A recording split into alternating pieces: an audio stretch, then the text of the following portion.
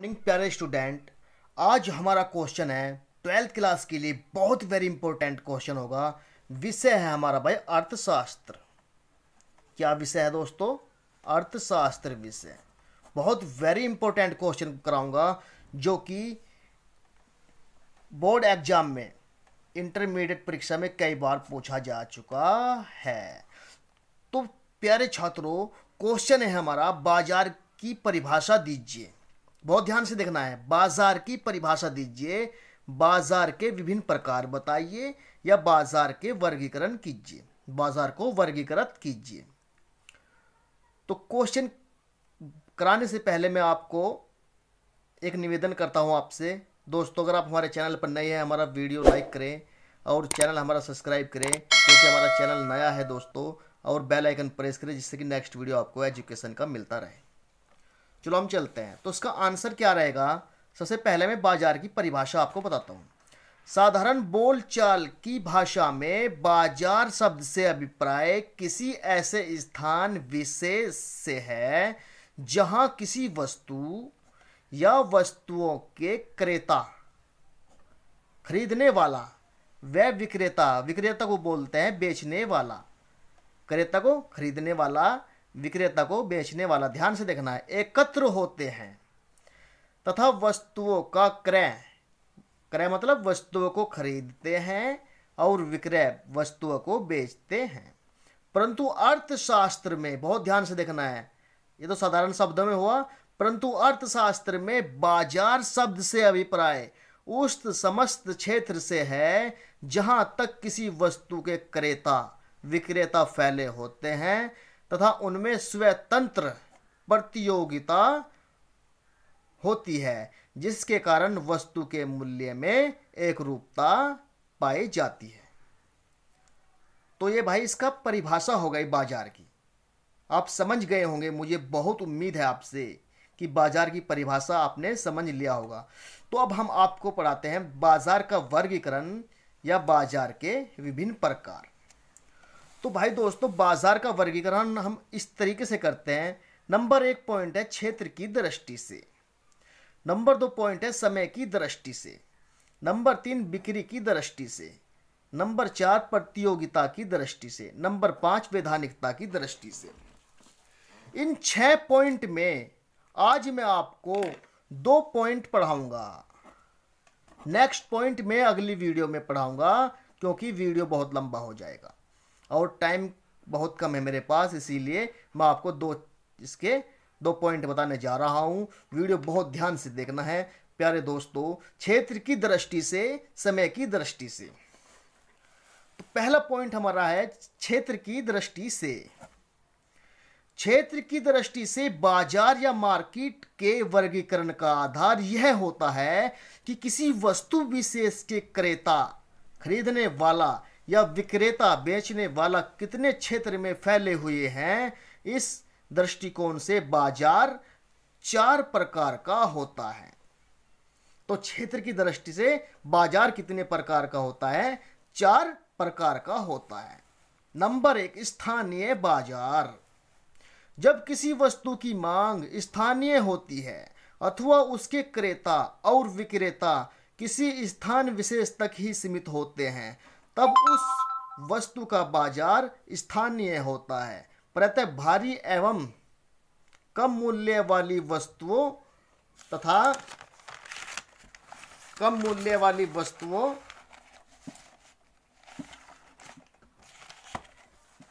तथा शीघ्र नष्ट होने वाली वस्तुओं का बाजार स्थानीय होता है। जैसे दूध, सब्जी आदि का बाजार स्थानीय बाजार होता है।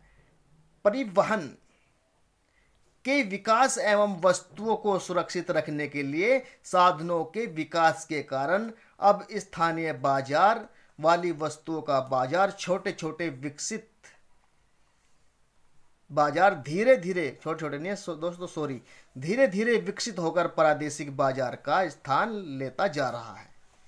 नेक्स्ट है हमारा प्रादेशिक बाजार। नंबर 1 क्या था हमारा? स्थानीय बाजार। तो प्रादेशिक बाजार, जब वस्तु के क्रेता और विक्रेता एक ही प्रदेश तक सीमित हो तब ऐसा बाजार प्रादेशिक बाजार कहलाता है। उदाहरण के लिए राजस्थानी की पगड़ी तथा लाख की चूड़ियां केवल राजस्थान में ही प्रयोग में लाई जाती हैं, अन्य राज्यों में नहीं। अतः इन वस्तुओं का बाजार प्रादेशिक कहलाएगा। नंबर 3 है हमारा राष्ट्रीय बाजार। जब वस्तु के क्रेता और विक्रेता एक राष्ट्र में ही वस्तु को खरीदते या बेचते हैं, राष्ट्रीय बाजार कहलाता है। चलो नंबर 4 अंतर्राष्ट्रीय बाजार। बहुत ध्यान से देखना, जब किसी वस्तु के क्रेता विक्रेता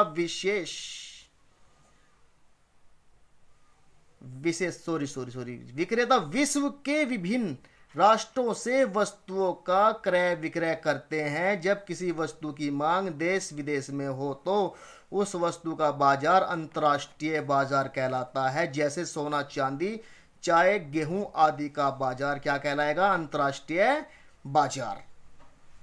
पॉइंट हमारा कै पॉइंट तो हमने पढ़ा दिया आपको। पॉइंट है हमारा समय की दृष्टि से बाजार का वर्गीकरण। प्रोफेसर मार्शल ने समय के अनुसार बाजार को 4 भागों में विभक्त किया है। बहुत ध्यान से देखना है, शॉर्ट क्वेश्चन में पूछा जा सकता है कि अति अल्पकालीन बाजार क्या होता है। क्वेश्चन आ सकता है भाई, अर्थशास्त्र के जो तैयारी कर रहे हैं दोस्त, उनके लिए बहुत इंपॉर्टेंट क्वेश्चन बन सकता है। अति अल्पकालीन बाजार क्या होता है? तो समय की दृष्टि से पहला भाग जो है 4 भागों में विभक्त किया है मार्शल जी ने, प्रोफेसर मार्शल जी ने। तो पहला पॉइंट है अति अल्पकालीन बाजार या दैनिक बाजार हम किसे कहते हैं। दैनिक बाजार भी हम इसको कह सकते हैं। ये भी क्वेश्चन आपके लिए बनता है, बहुत ध्यान से देखना है भाई अगर आप स्टडी कर रहे हैं इकोनॉमिक्स सब्जेक्ट से। जब किसी वस्तु की मांग बढ़ने से उसका लेस मात्र भी संभव पूर्ति बढ़ाने का समय नहीं मिलता, तब ऐसे बाजार अति अल्पकालीन बाजार कहलाते हैं। पूर्ति की मात्रा केवल भंडार तक ही सीमित होती है, इसको दैनिक बाजार भी कहते हैं। शीघ्र नष्ट होने वाली वस्तुओं दूध मछली बर्फ आदि का बाजार अति अल्पकालीन बाजार कहलाता है। अति अल्पकालीन बाजार वो कहलाता है जबकि किसी वस्तु की मांग बढ़ने से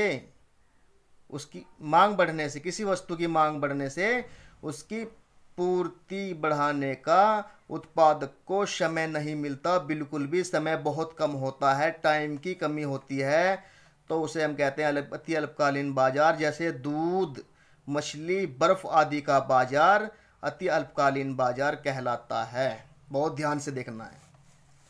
अल्पकालीन बाजार नंबर 2 पॉइंट है इसका भाई, अल्पकालीन बाजार। अल्पकालीन बाजार में मांग एवं पूर्ति के संतुलन के लिए कुछ समय मिलता है। अति अल्पकालीन बाजार में समय नहीं मिलता है, समय बहुत कम होता है। परंतु देखो दोस्तों, अल्पकालीन बाजार में क्या है, मांग एवं पूर्ति के संतुलन के लिए कुछ समय मिलता है, किंतु यह पर्याप्त नहीं होता। पूर्ति एवं मांग के अनुसार कुछ सीमा तक घट बढ़ की जा सकती है, किंतु यह पर्याप्त नहीं होती। यद्यपि पूर्ति का मूल्य निर्धारण में प्रभाव अति अल्पकालीन बाजार की अपेक्षा अधिक होता है, किंतु फिर भी मांग की अपेक्षा कम ही रहता है। समझ में आ गया प्यारे दोस्तों। नेक्स्ट है हमारा दीर्घकालीन बाजार। बहुत ध्यान से देखना है, बहुत अच्छी तरीके से पढ़ना है आपको। क्वेश्चन बहुत वेरी इंपॉर्टेंट है, कई मार्क्स का क्वेश्चन आपको देखने को मिलेगा एग्जाम में, और जो कि एग्जाम भी बोर्ड के करीब आने वाले हैं, तो दोस्तों बहुत ध्यान से देखना है।